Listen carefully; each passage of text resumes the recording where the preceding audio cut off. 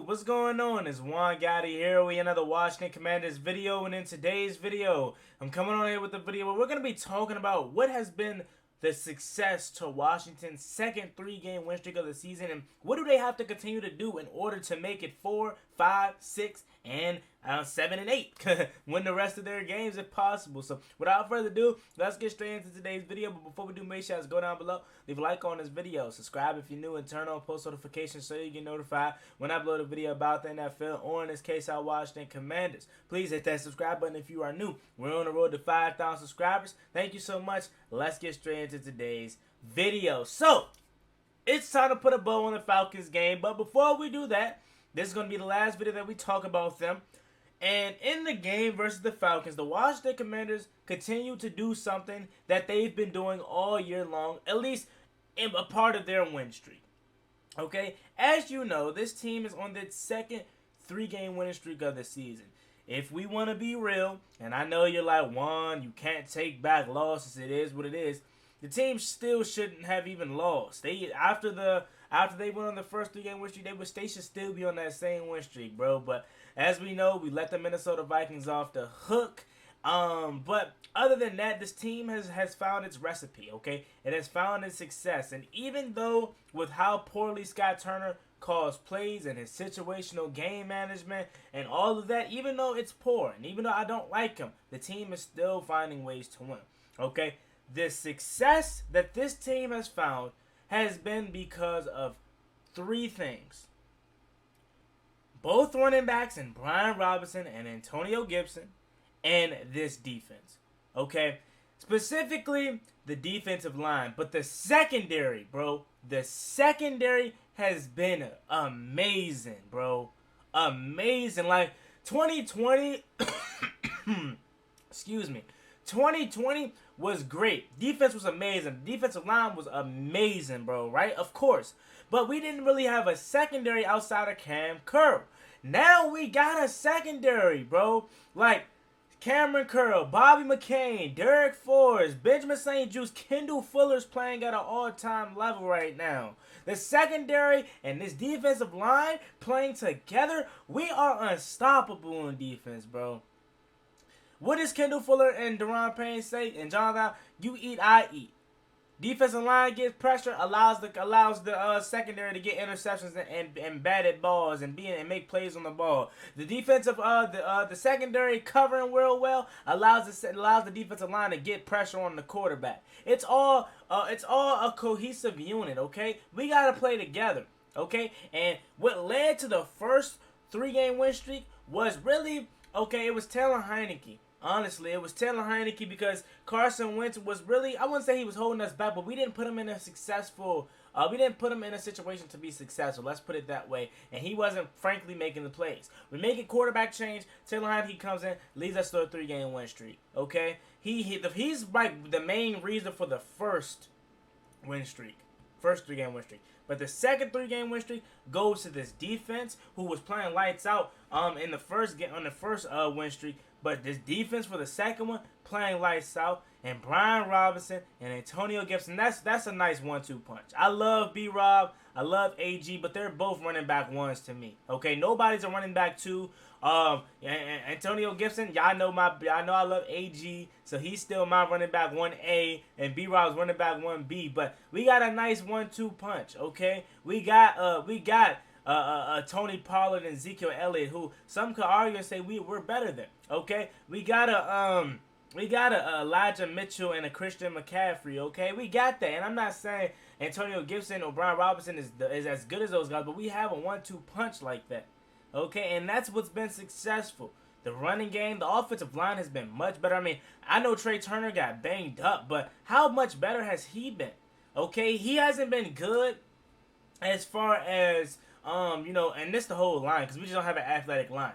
The line still hasn't been good when it comes to screen plays because we don't have an athletic line. Our guards aren't athletic enough to get out there in space. So we're not really good when we're trying to run screens or run outside runs. But as far as opening up holes and plowing forward and pass protection, we've been much better. And our guards have been much better. Even Andrew Norwell, he's been solid. Okay, I still like me some Sadiq Charles, and I would prefer him to start possibly over like an Andrew Noble or a Trey Turner, but they've been much better. Okay, and you gotta really start to think like he really must have not been healthy at the start of the season of Trey Turner, so he's been better. Charles Leno, the tackles to me are fine. Whether it's C. Luke and Charles Leno or C. Luke or Charles Leno and Sam Cosmi, I'm fine with it. And yeah, obviously you can do better in the future, but I'm fine with the tackles. The guards was really the main issue. Okay, but now that we kind of got that figured out, at least for this season, I think we should probably draft a guard. And if we get like a 20 pick, something around there, probably draft a cornerback or a guard. Get an athletic, good guard, man. We need a nasty, pulling guard like Brandon Sheriff. Imagine if we had Brandon Sheriff and Eric Flowers with this team that we have now. Like, I love B. Sheriff, you know what I'm saying? And it wasn't a killer that he left, but we definitely are missing him a little bit with his athleticism, and so does Eric Flowers. We just don't got athletic guards, and we probably need to draft us one. Okay. But the running game has been percolating.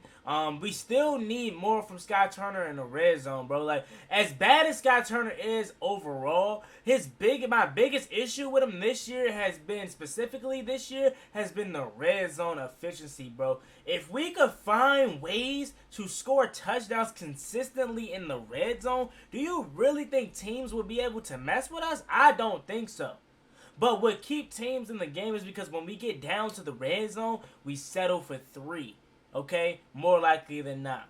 We don't target our best players in the red zone. Like, why is Terry McLaurin not getting targeted in the red zone? Shout out to my man Pedro Schmidt. I believe he said this when we was on his stream. I want to say it was Saturday night. He said Terry McLaurin only has like 6 targets in the red zone. That's bad. Like, I don't care what, and I know it's the NFL, so it switches up, but I don't care what the play call is. Every single passing play, Terry McLaurin should be your first option. Okay? He should be your first option. And me saying he should be your first option doesn't necessarily mean you have to go to him. But every play we call, 17 should be the go-to target at least. And if he's covered, then you go to someone else. There is never a reason why Terry McLaurin should not be the go-to guy. I mean, on that third down, I saw it on Real Robinson's channel. You know, Real Robinson, my guy, he goes to every home game, so he has the good vlogs, and you see a lot of stuff that you don't see on TV. You see Terry McLaurin wide open on a dig. Like, you see him wide open on a dig on that play that he threw it to Antonio Gibson on that third down that essentially would have ended the game if we picked it up. On that third down where he dumped it down to Antonio Gibson and he slipped and he fumbled, we had to punt. Terry McLaurin is wide open, okay? Terry McLaurin is wide open in the back of the end zone for a touchdown earlier in the game. Taylor Heineke missed him. Now, don't get me wrong. This team has been playing well. We are not perfect, though. We have a lot to fix, and Taylor Heineke knows that. It's starting with him. He has to get better at making his throws. He has to start playing with that reckless abandon that he played with prior to him getting the starting nod. Like, a big part of his game and what made him so exciting was his ability to run with his legs and make plays and play fearless and play like every snap is his last. Now, him knowing that every snap isn't his last anymore, is that affecting his game? Hopefully not, but you can make the notion that it is, because he's really not being as reckless as far as, running with his legs. He's had multiple lanes. You guys in the stream, when we're watching the games together, have said multiple times, hey, Juan, Taylor Heineke, he could have ran right there, and he's just not doing it. So, it's a lot that we need to fix, but at the same time, it's good to have problems and fix these problems while winning. What did Jonathan Allen say versus the Texans in the locker room? Don't have to have a loss to refocus. Okay? Change, focus, fix things while winning. Do that. And I'm telling you, we continue to ride the running backs, Brian Robinson and Antonio Gibson, Taylor Heineke making the crucial throws that needs to be made. Scott Turner has to be better in the red zone. Defense keep balling the way they're balling. Oh, excuse me. We're very tough to beat. We're very tough to beat. We got a big game against Sunday versus the Giants, but I just want to come on here to close the book on the Falcons and tell you guys, what do the Washington Commanders have to do to continue to be successful and extend this win streak? 3 main things: continue to run the ball, Taylor Heineke make the important, crucial throws, and not turn over in the ball. Well, 4 things rather. Scott Turner must be better play calling overall, but more specifically in the red zone. And last but not least, defense, keep doing your thing. Jack Del Rio, Deron Payne, Jonathan Allen, Cam Curl, Montez Sweat, James Smith-Williams, Derek Forrest, Bobby McCain, if I didn't say Derek Forrest already, BSJ when we get him back, Christian Holmes, everybody in that secondary, everybody on that defense, F.A.O. Bada, all y'all. Continue the ball, Casey Toohill, Jamin Davis, Cole Holcomb, and even though he's out, I still want to include Cole Holcomb, David Mayo, even John Boone Bostic. We got to keep playing good, because when we can do that and we continue to thrive on what has helped us be successful these past couple weeks, we're very tough to beat. Just got to keep what's going. Just got to keep doing what's working, keep winning, and keep making plays. Don't forget to vote for Brian Robinson to be NFC Rookie of the Week. He rushed for 105 yards and a touchdown. So shout out to B-Rob. He had himself a day. And don't forget to vote for your boy, Brian Robinson. I've been looking at the wrong camera this whole time. So if y'all like, Juan, what you looking at? I have 2 cameras set up, and I'm looking at the wrong one right now. But yeah, so as always, it's me and boy Juan Gotti. Like, comment, subscribe. Hello to the Washington Commanders. We're on the road to 5,000 subscribers. So hit that subscribe button again if you haven't already. We're ever so close to 5K. See you guys tomorrow morning for the top of the morning, episode 11. I'm out. Peace. Cost me one time, that's gonna get you pop. Get you pop, get you drop, slide on the one where they get you locked on. I ain't stopping till I get me an Audemars. Shots to the